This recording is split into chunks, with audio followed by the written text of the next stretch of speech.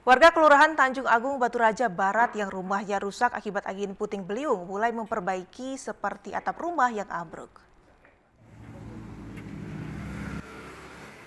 Mas Liana salah seorang warga Oku dari puluhan warga yang rumahnya rusak parah akibat angin puting beliung.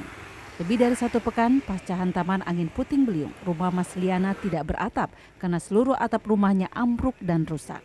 Saat ini Mas Liana dan suami dibantu keluarganya mulai merehab dan memperbaiki atap rumahnya. Mas Liana tetap berharap dirinya mendapat bantuan untuk keperluan perbaikan atap rumahnya. Tidak tahu lah, langsung baik nyampak ke bakal itu. Seluruh atapnya, Bu ya? Iya, seluruh hancur habis. Habis.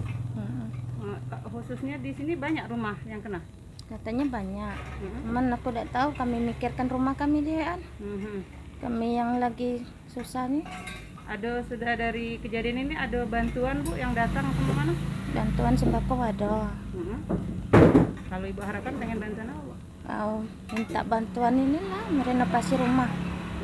Kawasan rumah yang banyak mengalami kerusakan akibat angin puting beliung terdapat di Kelurahan Tanjung Agung dan Saung Naga, Kecamatan Batu Raja Barat, Ogan, Komering Ulu. Tajedi Marhama, TVRI Sumatera Selatan, melaporkan.